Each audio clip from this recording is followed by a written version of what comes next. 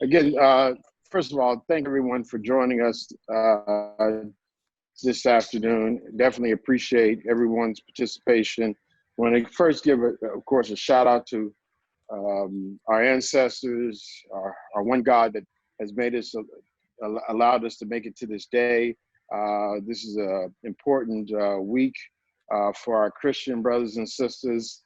And we want to make sure that we always do what we do in honor of our one God, our ancestors, and in honor of our prodigy or our children, because the work that we're doing is so important, and that we're so thankful for being able to be here to do this work, that it's something that without the folks on this call is not possible. So again, we are a reflection of Black people from throughout the diaspora, no matter what your religion is. But we respect all of us and everyone's faith, because at the end of the day, whatever it takes for you to make this life meaningful, I think is worthwhile.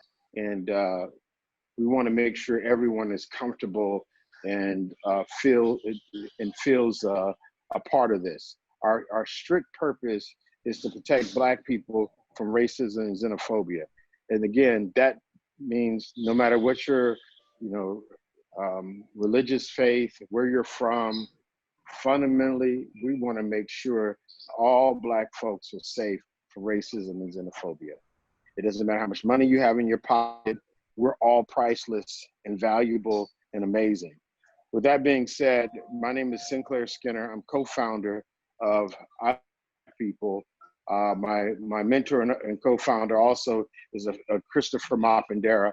I live in Washington, D.C., African American. I was about to say where I'm from. Ultimately, I'm from Africa, but we got kidnapped and they stole. Well, we lost our names, we lost our language, we lost our culture, and they say by the way we act, we might even lost our minds. So if I tell you where I'm from, of course it's from the continent of Africa, but because of racism, colonialism, and white supremacy, I can't give you an exact cultural background. But with that being said, we've been working on this project, I Love Black People, now for quite some time.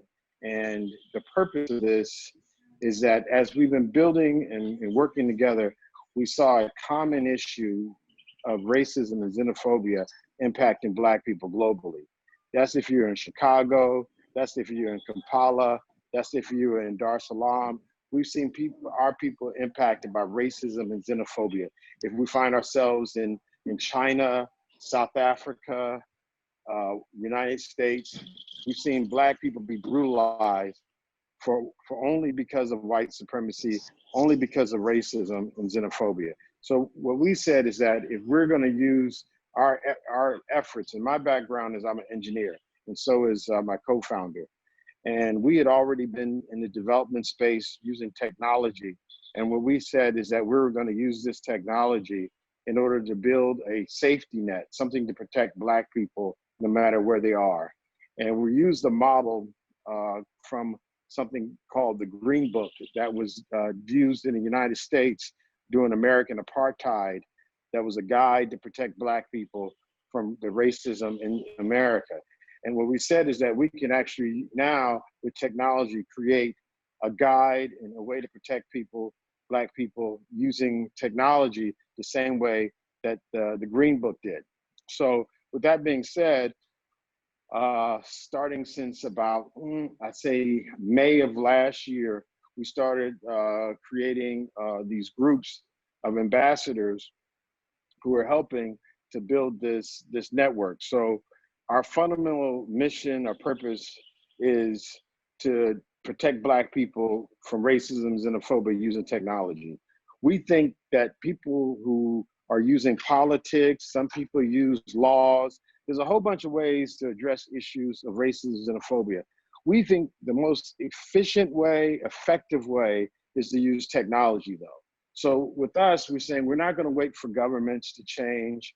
We're not gonna wait for white supremacists to stop being white supremacists or racists to stop being racist or liars to stop lying. we're just going to stop believing the lies. We're going to start doing for self. So we're no longer going to whine and cry about why the government or why these people are so mean. We're going to do things, in an affirmative way to protect ourselves. At the end of the day, we just need to stop believing the lie. The liar still might lie, but if we stop believing it, we're going to be in a better position than those who continue to go along with these lies. So as it relates to racism and xenophobia, again, I so often hear people talk about what their governments don't do. If we're very clear about the history of our dealing with white supremacy ideology, colonialism, all our amazing leaders were consistently killed and destroyed by colonialism, white supremacy, and racism. So it's not like we don't have amazing leaders. Every time we have amazing leaders, they end up getting killed. And what we have to do, we think, with I Love Black People, is not only be amazing leaders, but we also got to learn how to be better followers. Like most of us going to spend much of our time following something or somebody. We got to learn to be more vigilant. Anytime you start talking about things like freedom, liberation, these are things you got to be vigilant about. It's not a destination. This is a way of life. As long as there are people out there that still covet what you have or desire what you have to be vigilant.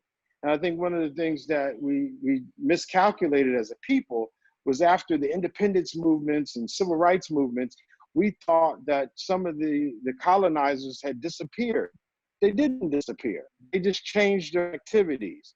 And so we must change our tactics. Instead of waiting for governments to change, we should be using technology to solve our problem that didn't be solved before. And the key problem that we're set out as a mission to address is the issue of racism and xenophobia, full stop. And we're not going to tolerate it, and we're not going to wait for somebody to come save us. We're going to save ourselves. So that being said, just some stuff again. We're using technology from Bill Murray, that's our tech startup. It's what we're using to power the I Love Black People movement. So all the tools that you're using, the Facebook, the website, all that is using technology that's been developed and created by African people, by Black people globally to solve a problem for our people.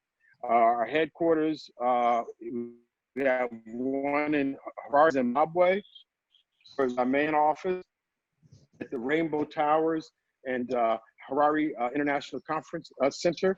So we have an office there, and then we also have an office in Washington, D.C. So that those are the two locations that we could ever, when we have our team meet, they meet in those two places. Going over our goals. Our goals are to create, and hopefully everyone received this information. I'm kind of reading, so I just make sure I stay on script and keep everything moving.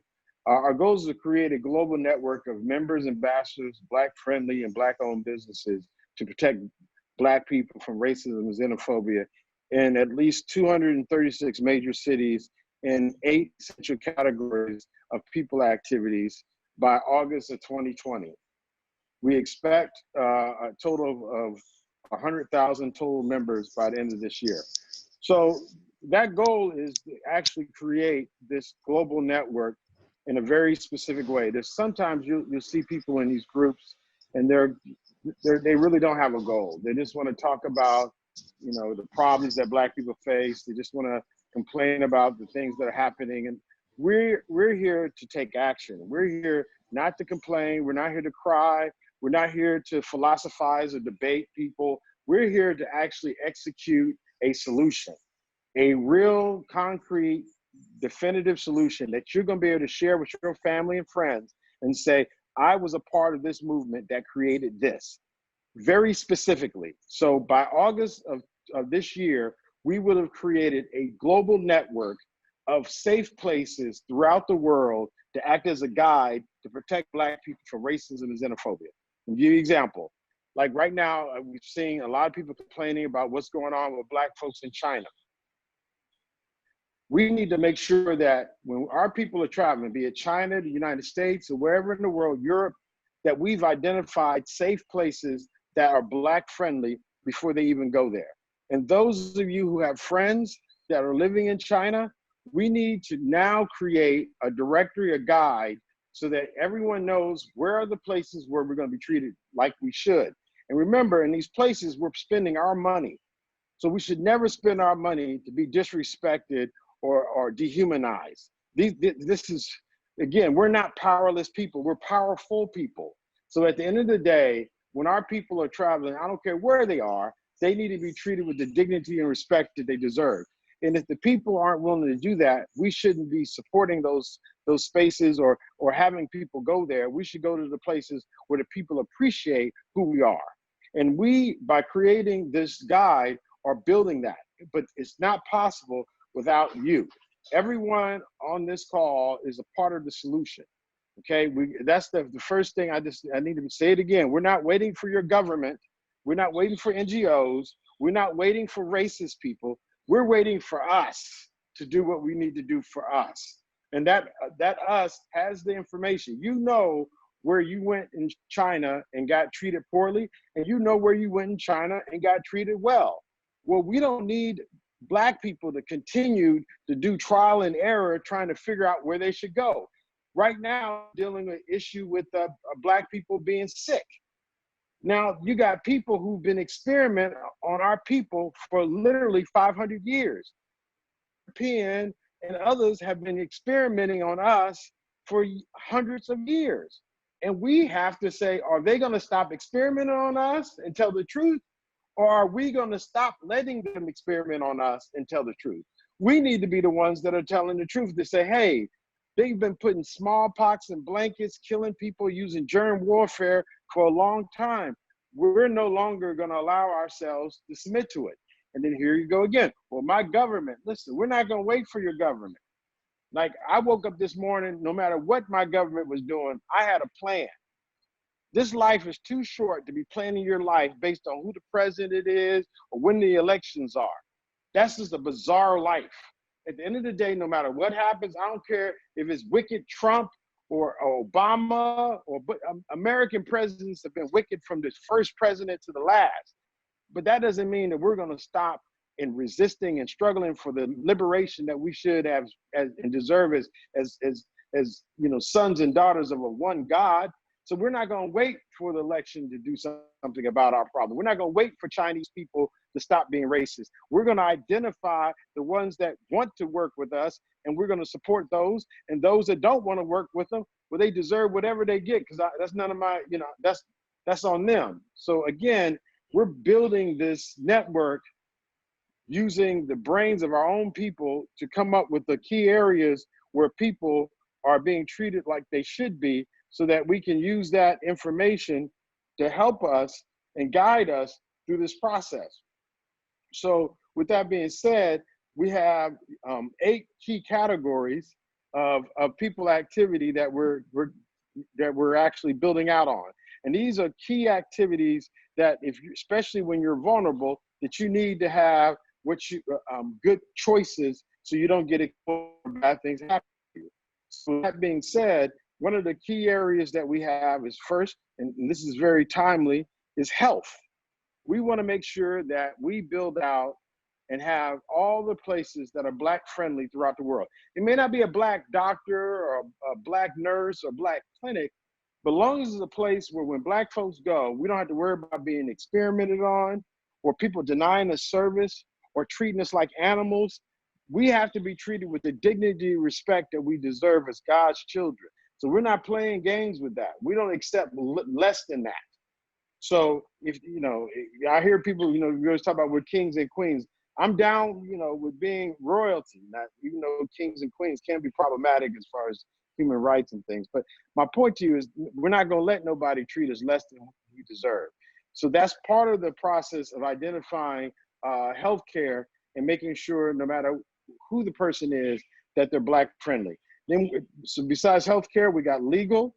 Again, these are things where we're dealing with a lot of countries that have wicked laws that treat Black people in a racist and xenophobic way. We need good legal support when we're in these places.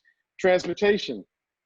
We need to make sure when we're engaged in moving around that we're getting transportation that we can trust, because where we need to go and make sure they treat us well.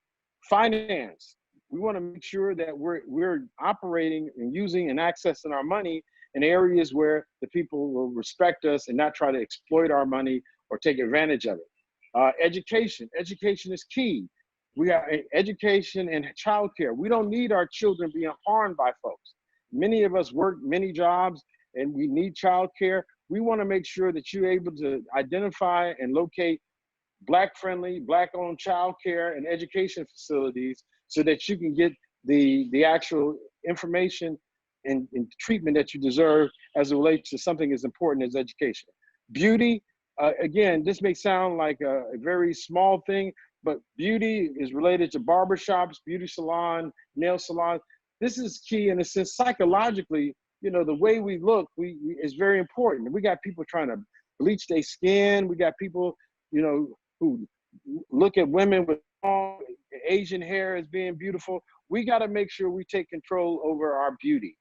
And this is something that men need to do a better job. We got to, as men, stop looking at our Black woman the wrong way and make sure we respect her for her beauty and appreciate her natural beauty. And instead of having to do something to change, our sisters are gorgeous. God made them gorgeous. There's no need to add nothing or take anything away. Our sisters are the most beautiful sisters in the world, full stop. So beauty is one of them. Accommodations, place with this Chinese issue. It's not just in China though. This is in India. This is in Europe. This is in North America, United States. There are places where when Black folks go there, they get harmed. They get treated bad. In America, there's places you go, the police can blow your brains out because you're in the wrong neighborhood because they say you shouldn't be living there. This is not me. You can just go ahead and Google this. So in a real way, we need to make sure that we can help our people identify safe places to stay so that when they're traveling, they can actually know the information they need. And remember, some of these places, you can't tell if they're racist. These days, there's no sign to say white only or Black only. You don't know what you're getting into until you get, you know, something wrong happen. So we need to share that information. You know, as much as we're talking about technology, we're really leveraging the fact that Black people are brilliant and they already are resourceful and we already have the information. We just need to share it with each other in a way that is easy for us to access so that our people can use it to make good decisions. And I always tell my people, in order to make great decisions, there's one thing that's key that you need great information. And great information has three characteristics. It's relevant, it's accurate, and it's timely. So you need to make sure, and that spells rat, R-A-T, but let me spell art. It has to be accurate, relevant, and timely. And so we're going to give our people that type of information so that when they're in these environments, they know exactly what they can expect and know that they're not going to be harmed because they were using a part of this movement, I Love Black People, where we're building a network of people and places that make sure Black people are treated amazingly, beyond amazing. And then food, of course, making sure we take care of the places we eat. Too often, our access is not to some of the best food. And then people, even if a place has a great hamburger, if they won't serve you or if they treat you poorly, I don't care how good the food is, we shouldn't be supporting people who don't respect us. So again, when it comes to eating in places where we need to spend our time getting food, we need to make sure those places respect us. And with this movement, by August of 2020, we would have identified these key places where our people can go and be treated with the dignity and respect that they deserve. Now, when identifying these places, we're adding additional places to the list. What we did was there's a lot of research on the most frequently traveled cities in the world. There's places that business people travel, there's places tourists travel, and there's capital cities with certain populations. When we came up with the study to identify what the key cities that we needed to target, we used it based on, again, the amount of travel as well as the population. But we now have people who have recommended over, I think, 1,000 cities on our site. And I can give you the exact details in the country groups. But we've identified 236 key cities throughout the world, and they include like nations' capitals as well as capital cities throughout to the continent of Africa and other places. So it's very important that the work that we're covering is including all the key areas that people live, so that we can make sure that when it comes to moving about and our people going to different places, that they actually have access to the information they need in those particular cities. So again, that's a key part of what we're doing, is identifying these key major cities. And if we've left any cities off, or you think there's some cities that should have been included in the listing that we've done so far, please recommend those places and we'll update it. We're not limited to those initial key cities, which is support. We can build that out. Okay, what else do we have here? We have responsibilities. All right, downloading Telegram for our think tank. The country groups are action groups. These are not places where people go and complain or debate issues or philosophize about how smart they are, about all the information about African history. That's not what our groups are action groups. Our group is to get something accomplished. By August, we got a deadline. We're trying to make that deadline. We don't need distractions, and distractions can be good things or bad things. So we created a think tank, an I Love Black People think tank group, for people who think a lot and want to talk a lot and philosophize a lot and discuss a lot. Those are all great things. There's so much information out there that we all need to be scrutinizing and evaluating, but that's not what the action groups are for. The action groups are for you giving input as to, hey, this is what I discovered as it relates to building out this network. Can I get another link? It's for us to communicate information about the campaigns that we're doing. Like right now, we're focused on healthcare. The fact that people are dealing with this issue of coronavirus, may so many of our family and friends be safe, and those who passed, may they rest in peace and in power. We need to make sure that we're identifying Black-friendly healthcare providers. So that's our campaign. So when we're in the groups talking about, issues, the issues that we're talking about is how to successfully execute the plan, how to make sure that by August 2020, we have all the cities in the world identified healthcare providers, so that no matter where Black folks go, they no longer have to fear where they are if they can get good healthcare. We are building out that system with your support. That's a lot of work. That's a lot of focus, a lot of effort.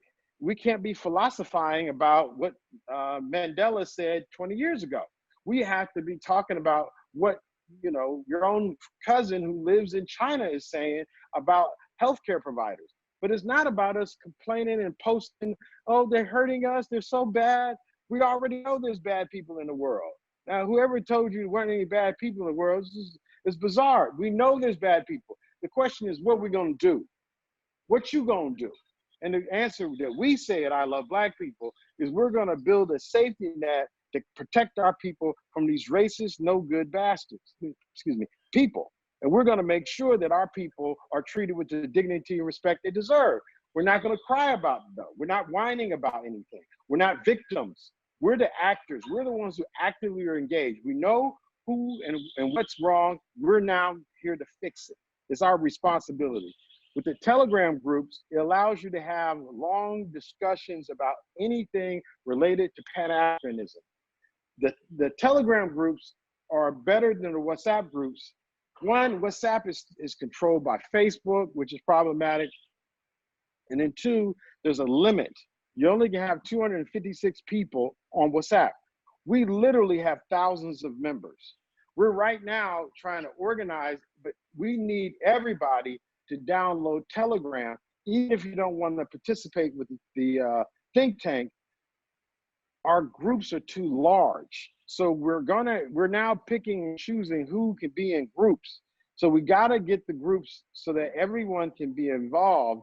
And that way, if everybody's on Telegram, we can do it. Like even the fact that we separated people into country groups. We're a Pan-African movement. We don't want you to be limited to your country. I mean, these countries were created by not by Black people, they were created by Europeans. So we don't want to respect the borders of these countries that were not created by our ancestors, but created by those that would kill and subdue our ancestors. But guess what? It's an easier way for us to organize because the limitations of the technology that's in on WhatsApp makes it so that we can't use all of the have everybody all on the same group at one time. If we get everybody to download Telegram, that message service allows for thousands of people to be in one group. So it's important as a part of this movement, as we continue to grow, we need to make sure that everyone is using tools that can help them participate in the most effective way. Two, download Zoom. Well, y'all are already on Zoom, and we've been using Zoom now for a year and a half, but what we need now with the coronavirus, more people are using it, but it's a good way for us to communicate. So even though we don't have access to everybody on WhatsApp, we can pull each other together through a Zoom call so that we can address emergencies. We can actually keep everybody up to date on what's going on, answer questions. One of the things I've noticed is a lot of misinformation. People get in these groups and post. Somebody was posting that Obama said something. Obama never said that. Stop lying. And it hurts our integrity. When you post stuff that ain't true, it just makes us all look like we fools. So again, I don't suffer fools very well, and none of us should be suffering foolishness. At the end of the day, make sure you check yourself and your sources so we're not a part of somebody's agenda to spread information. And let me be very clear. The things that they had said that Obama had said in the post were things that I agree with. They were like really progressive things, but he never said it. So there's no need to have lies being spread just because you like what they said. That's crazy. And then there's letters from allegedly from governments and stuff. Look, we're not entertaining none of that rumor stuff. We're not entertaining no propaganda being used to try to promote something to undermine us. All we dealing with is truth, and as much as we can. And if we make a mistake, if you get called out, if I make a mistake, just let somebody know, and we'll delete it. So if you post something wrong, we're gonna delete you probably. Let me just say this: we got so many people in these groups. Be mindful of what you do, because at the end of the day, we can't be going back and forth with everybody talking about why you did this and that. If you don't follow the rules, you got to get removed from the group. That doesn't mean you're no longer a member. That means that your ability to use this platform to communicate with us, you no longer have that ability because you've not respected the people in the group. Everybody should be respected at the end of the day. We're all sharing that space. You have to be respectful. So if everyone else is focused and doing what they should, and then somebody comes up with something that's on their mind, that doesn't mean what they're saying is not important. That doesn't mean but everyone needs to be respectful of other people in the group. And just ask yourself, if everybody acted the way you did, how would this group be operating? And if it's a positive thing, then good, keep doing it. And if it's disruptive, then find a group where people like being disruptive. This is not what time it is here at I Love Black People. We're very focused and very serious. Okay, download Black Student Guide, read Black. So we actually passed out information about a book called Black Student Guide. It's a very good survey, Pan-African survey of information of people, books, and other resources to kind of give you an understanding and foundation of what we're doing here. Well, really why we do what we do at I Love Black People. It actually speaks to, again, a philosophy, a way of, one of the quotes in the Black Student Guide is that every generation out of relative obscurity must fulfill its destiny or betray it. And that's Frantz Fanon. So we're very clear about the understanding of who we are as a people is connected to what we need to do as a people. Our history is not just so that we can talk about how great we've been. History is a way to kind of let you know, like a roadmap, a compass. It lets you know where you've been and where you still need to go. So the Black Student Guide to Positive Education is a great book to help give overall context of this Pan-African movement, and everyone in the group should have received it. Two, Global Green Book 2019. Every year, we're going to be publishing a new book. And in the upcoming book, we're going to include our ambassadors and make sure that we include information and activities of our ambassadors. But let me even speak to that. So there's two levels of membership so that we have in our groups. In the groups, we have members, and then we have ambassadors. Ambassadors are the folks who were selected as ambassadors through a very rigorous process and have shown that they're willing to volunteer and commit and support the building out of this movement. Now, if you're not an ambassador yet, you still can. It's a meritocracy. It's not who your mama is, your daddy is. It's not based on how much college you went to, or if you went to school at all. It's based on merit. If you're putting in work to build out this movement, you will become an ambassador. You may not have become an ambassador in the first original evaluation period when you onboarded with the task and evaluation, but if you continue to work hard, you can become an ambassador. And the ambassadors are the folks that we look to for leadership, who will be continuing to help us build this out. So again, if you're a member now and you didn't make it become an ambassador through the first round, that's fine. People got different things going on. Maybe you're in school or your job. But once you get focused and you can actually make a difference in supporting this movement, those actions are the things that will allow you to be selected for ambassadorship. And what we do is, from the ambassadorship, if we ultimately have any paid positions or positions that we hire people for, we ultimately are going to be looking for our ambassadors to help us do that. And we've been looking at some of our expansion and need for committed people. And when I say hired, again, it's not like, there's lots of money in this, but we do know that, if somebody's, we bring someone on board to work, we give them something to let them know we appreciate them working full time. So as a volunteer, you're volunteering whenever you have time trying to say, you keep doing it. And if you come on full time as an employee, we're definitely going to be, we'll give you at least something to show you that we appreciate the effort that you make. The Green Book is a part of it where we actually form the work that we're doing online. Know the name and bios of our liberation heroes.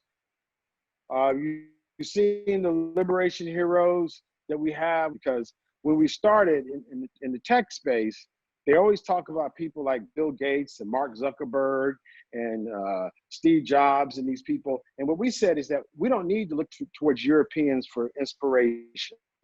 We have some of the most remarkable, innovative, disruptive people that ever came in the world. And these are our liberation heroes who actually stood up and did more than any Mark Zuckerberg ever could have done. The folks that led the freedom movements were amazing. So we have a list of those freedom fighters and liberation heroes, and each ambassador group is named after a liberation hero. And those are the folks that we look to for our inspiration. We think about how difficult we have it as a people. No matter what I say over this phone, it's not going to be like what our liberation heroes had to go through. They would meet like this in darkness to strategize on what to do about the colonizer. And many of the folks wouldn't make it back the next meeting alive. So we honor and revere our ancestors for their willing to sacrifice, not for themselves, but for us, so that we could even be on phone calls talking about Black folks, anything, because of them and their willingness to fight for us. So everyone needs to be aware. I've had people ask me about, why aren't certain people up there? Well, but right now, of course, we're going to ultimately add more people, but we're looking at adding more women liberation heroes. So if you have any ideas for women liberation heroes, we already have more men than women posted. So we definitely want to include women heroes and sheroes. Okay, what else we got here? Okay, let me just make sure we got this. Okay, but world time zones, that's another issue. We passed out some information about time zone. This is a global movement. So as a part of a global movement, you have to think, you may act locally, but you got to think globally. So we need to be aware of time zones. So when we're scheduling meetings and activities, that everybody can know.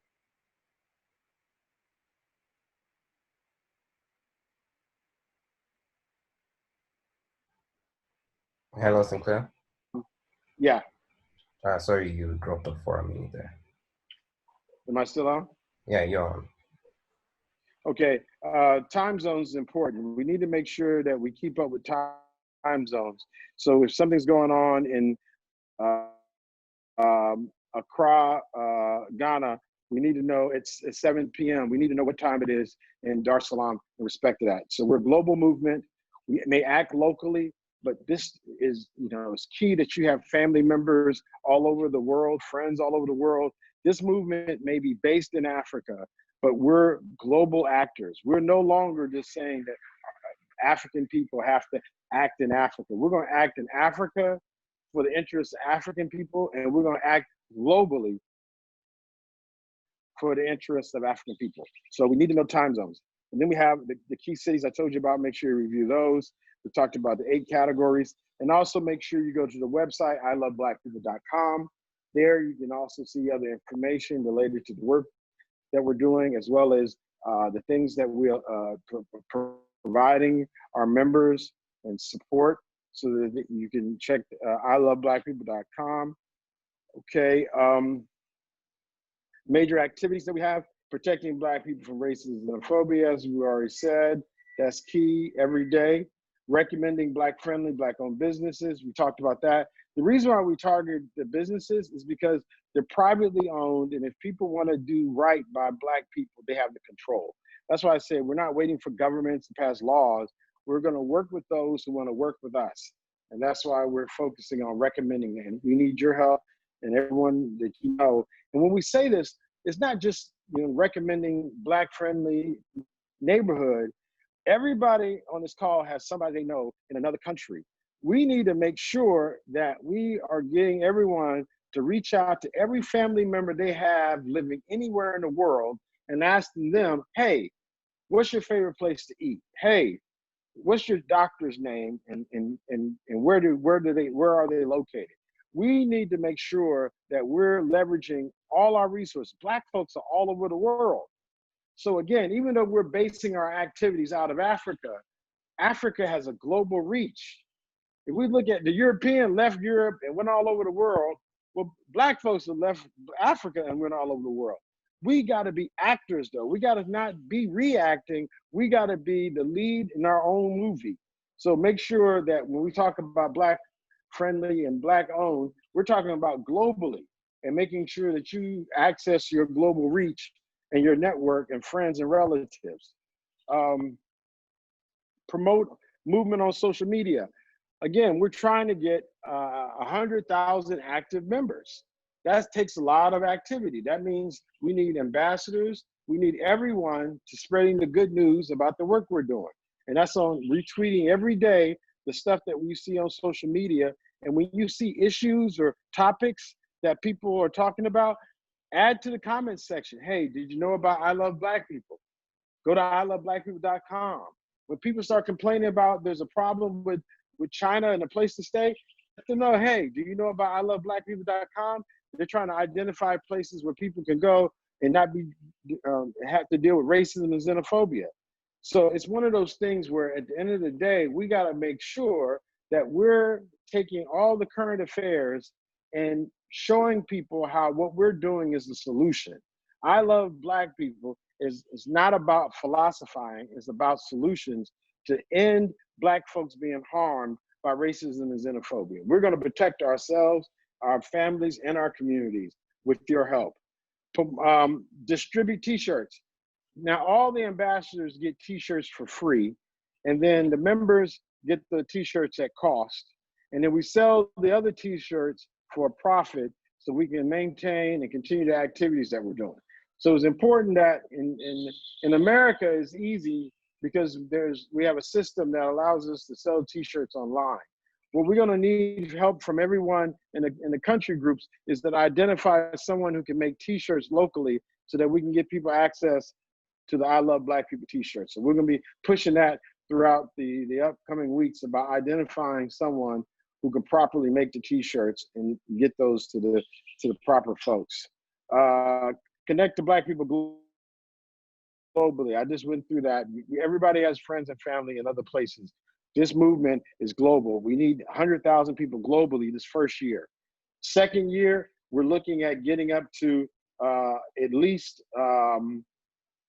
250,000 people. By the fifth year of a movement, we're looking at 500,000 people.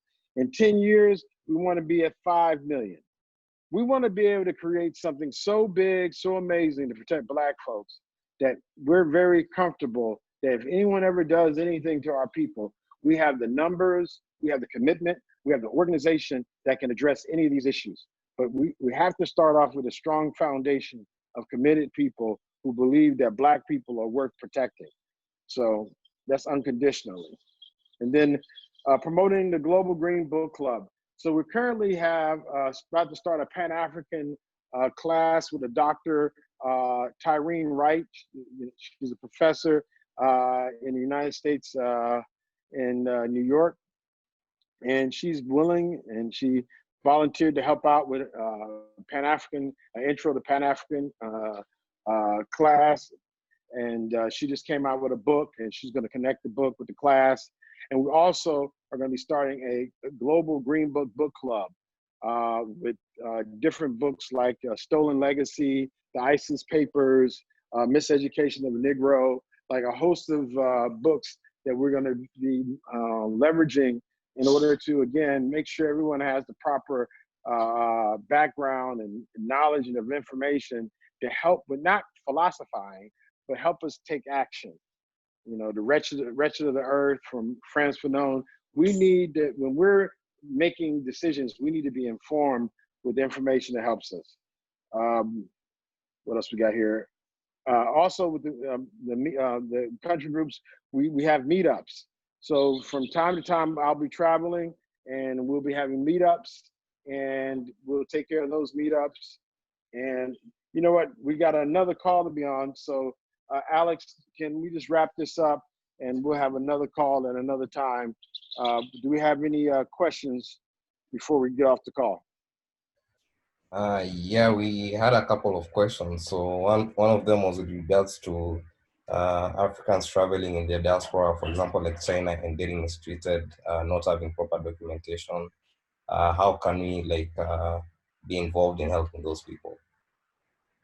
Well, a couple of things. So as it relates to where they are and where they're staying, we need to be identifying safe places in China. At the end of the day, we've now had enough African brothers and sisters, enough Black folks that travel to China. We need to identify the good places to stay, the good places to eat, the good doctors, places to get health care, lawyers, that's another thing. We need to identify legal representation that'll be helpful to our people. So there's key areas of people activity that we're covering that we need folks who've gone through some things in China. If you've ever had a problem and you had a good lawyer, you need to share that information so that we can help other folks who might find themselves in a difficult situation. So again, a part of what we're doing is trying to make sure that people that are part of our movement have access to information. So a good lawyer, the right place to stay, those things are things that we can identify. And then as part of the technology, we're right now building if you go to our site for our members, you can actually push an emergency button. If for some reason that you're in one of these places and you see yourself becoming a victim of racism or xenophobia, we have an emergency button where it can alert the ambassadors in that area so that they can be aware of what your situation is and be of help. A lot of times we don't have access to people who can help us, but with this movement, you have people in China who are concerned about protecting Black folks, and you'll be able to access them, and they can at least give you some information or suggestion. And we know knowledge is power, and we want to empower as many of our people, no matter where they are, especially when they're vulnerable in new places or going into crisis. All right, what else we got?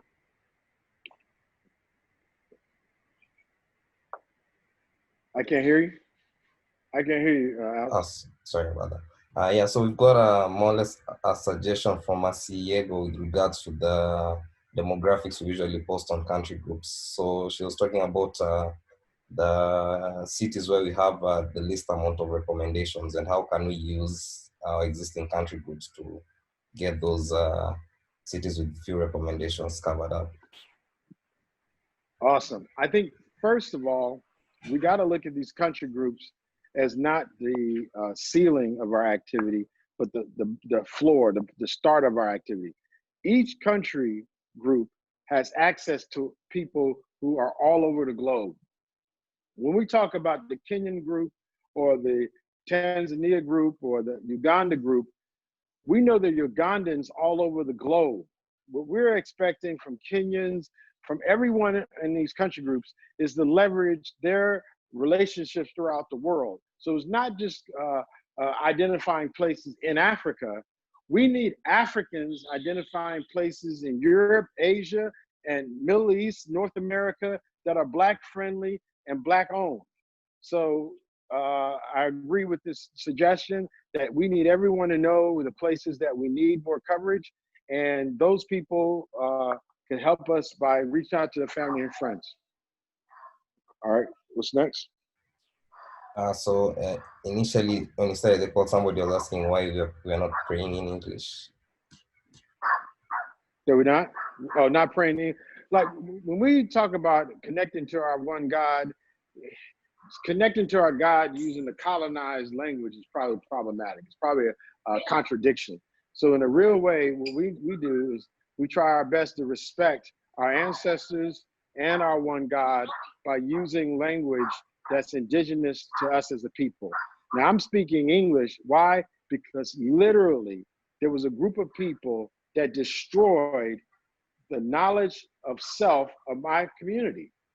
I don't know my language. I don't know my original name. I don't know where my people came from. We don't honor that when we talk to God. We honor the ancestors and our one God by praying in a language that represents our people. So at the end of the day, we take it seriously. And I do apologize that the only language I do know is English. I apologize. It's horrible, okay? It's a crime against humanity that a colonizer could literally destroy the memory of my ancestors the way they did so much to the African people who were enslaved in America. So we don't honor that. At the end of the day, I'm ultimately going to change my name, Sinclair Skinner. Do I look like a Skinner to you? I mean, at the end of the day, we need to take affirmative action to change the situation we found ourselves in. So when it comes to praying, we don't pray in any European language. There's no reason for us to do that. We got perfectly amazing African languages that we can pray in, and that are more complex, more amazing. And African languages are actually older and more sophisticated than European languages. So if anything, we would use the best language possible. In African language, these are their original languages.